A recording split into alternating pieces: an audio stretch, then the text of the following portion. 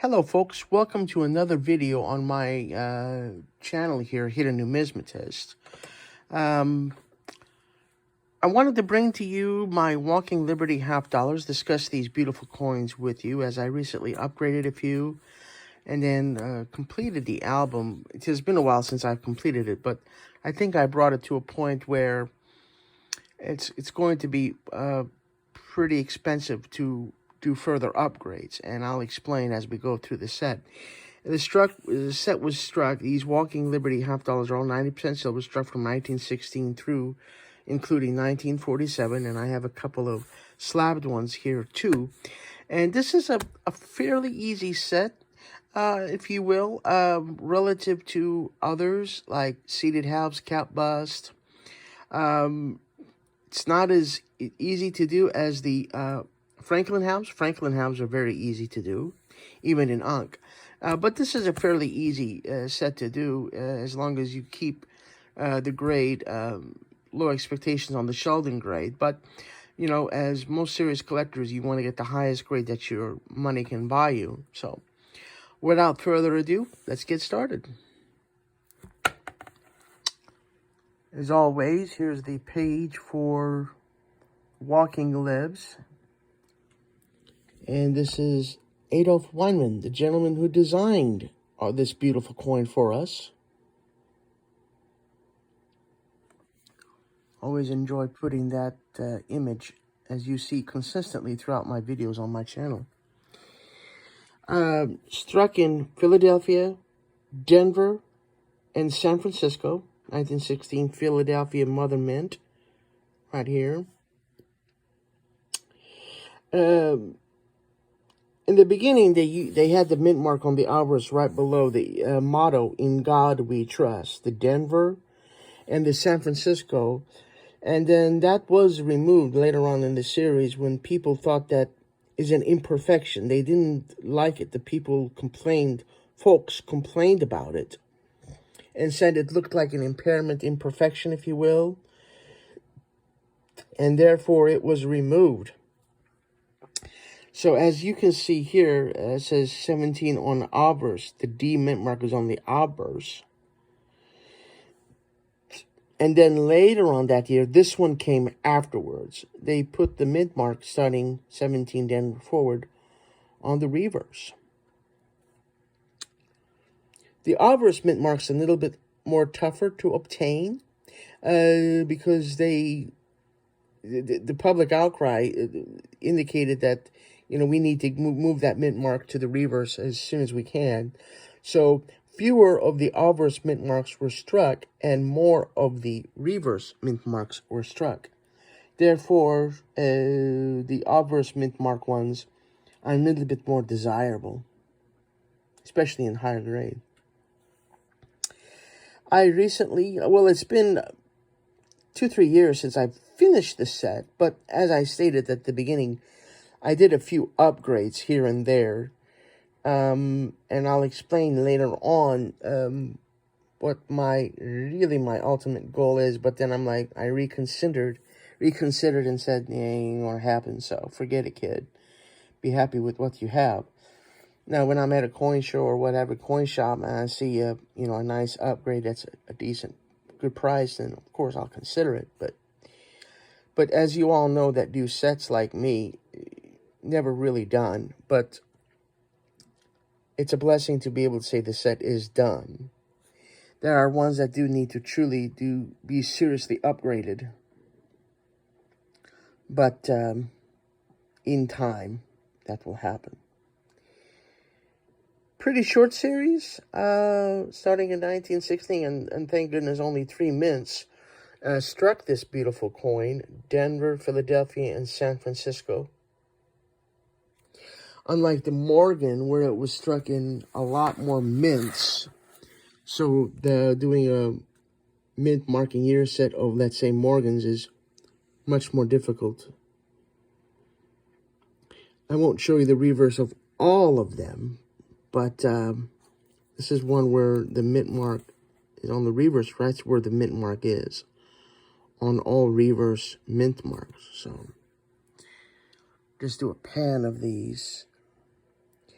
And as the set goes on, they get better and higher grade because they're easier to obtain, more readily available in Ankh BU, low mint state, if you will.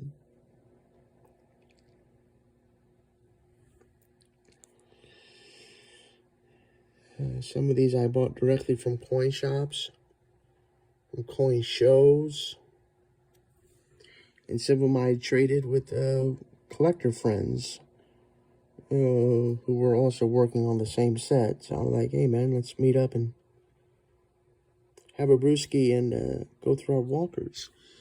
This is a nice AU, if you will. I wouldn't call it an Ankh, but it's beautiful. This is a design that's based on our American silver eagles.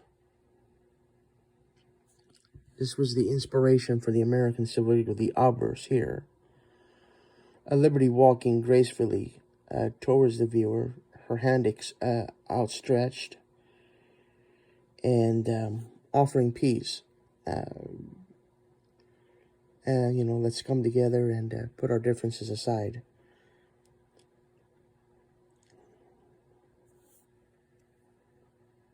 Nice, beautiful, developing toning. Beautiful coins. Without a doubt. That's a nice AU Ankh.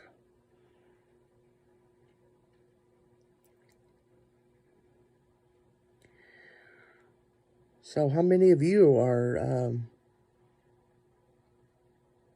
close or done to or working on a Walking Liberty set in the Dansco style album like this? Probably one of the more favorite designs, in my opinion, how just beautiful and artistic they are. I won't show the reverse of all of them, but oh, that's just beautiful. How the eagle is just perched. Our American eagle is perched on a rock like that. That's just beautiful. Beautiful, beautiful coin. Adolph Weinman, beautiful designer. Yeah, now here we go, folks. These last couple of pages, this is a set where, like I said, you want to try to do them in as Ankh as possible. And these are much more easier to do in Ankh than the earlier years. The earlier years in Ankh are out there, but man, they're expensive. And some of them are conditional rarities, if you will, like the 40S. Well, you're saying, hey, well, how come you got the 40S in average circulated and the rest of this page is all Ankh? Well, this 40S, stupid money for some reason, or at the time when I was shopping for it. I think because the 40S just circulated more and less are available in Ankh, where others were preserved and put back and then released, and therefore many of these you can get in Ankh or find in Ankh at a good price.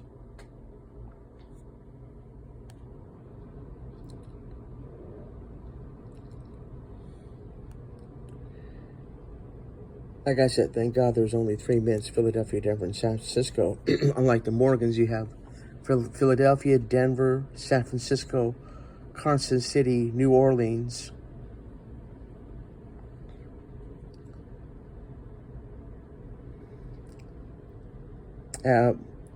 Seeded Liberty halves are very similar.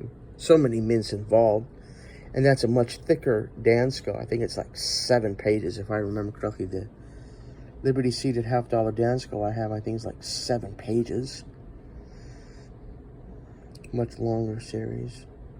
I love the seeded halves as well, but man, these are so damn beautiful coins too. Almost done, folks.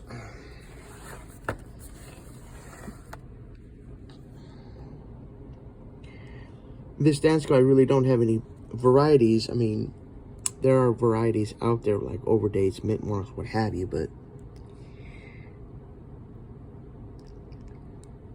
I really am not more of a variety for the, you know, I love my varieties, of course, like with the cap bust series, if you will. And then the seeded halves like small date, large date, small letters, large letters, what have you. Micro mint mark, normal mint mark. But the walking libs, my eyes didn't come across any varieties that would work. But if I get one and it would fit in this album, that's a beautiful unk. Beautiful, beautiful coins. All 90% silver. I don't know if I said that.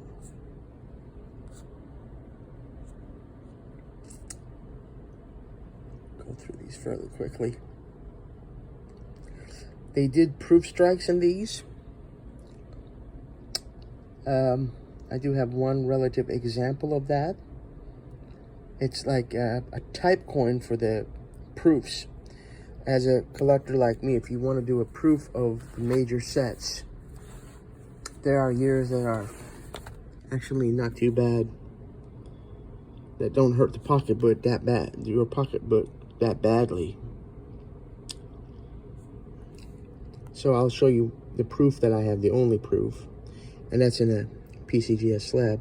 I think that coin is also independently featured on my channel elsewhere. As you know, any major coin that's a proof deserves its own video.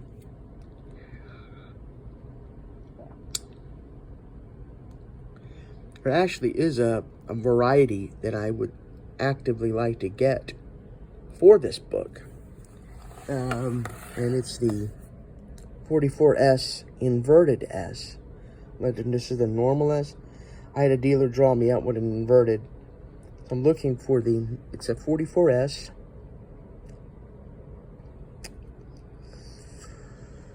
And he described it to me, and I put this in here for reference.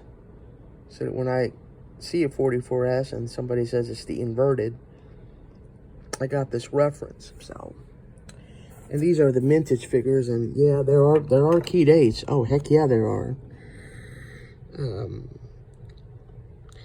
There are key dates to this beautiful series.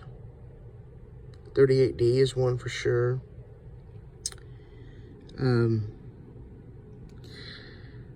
Then 21D. Yeah, all the 21s, especially Philadelphia and Denver, obviously, are keys. But other than that, and then there's a 46 double die reverse. But other than that, I mean, it doesn't have...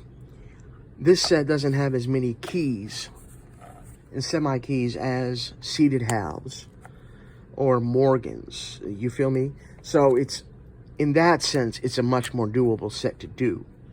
A year in mint mark set. So, again, here's the awesome gentleman that designed this coin for us. Bless his heart. Thank you, Mr. Weinman. All right, folks, that's that beautiful Dansco. Let's go over these two slabs real quick. This is an early ANAC slab, MS6141. Very easy date to get an Ankh. Nothing tough about it, but I wanted to have a nice slabbed Ankh, Mint State, Walker. A business strike, you feel me? And so I got this one to, you know, say I have a slabbed Ankh for the Walkers. And here's my proof that I talked about. I told you that was on my channel. This is a type coin. If you want to get a proof strike, all proofs were struck in Mother Mint, Philadelphia, and the 41 is a very easy type coin in proof to get. Relative to other years, if you want them in proof, are much more expensive. Proof 61 from PCGS. I hope it's picking it up. I put all these, my slab important coins in these bags to protect the slab itself. And like I said, folks, I believe this delicious coin is, with all due respect, has its own video on my channel, so you're welcome to check that out. And I give more specs and details and stats on this beautiful coin. So, all right, my numismatic brothers and sisters, I think that's it for the Walking Liberty, brought to us by Adolph Weinman. If you have any questions, comments, leave them in the comment sections below. I try to reply and read all of your comments. I enjoy reading your comments. I truly do. The engagement with fellow collectors out in the net. So you all take care of each other, be kind to each other, and God bless.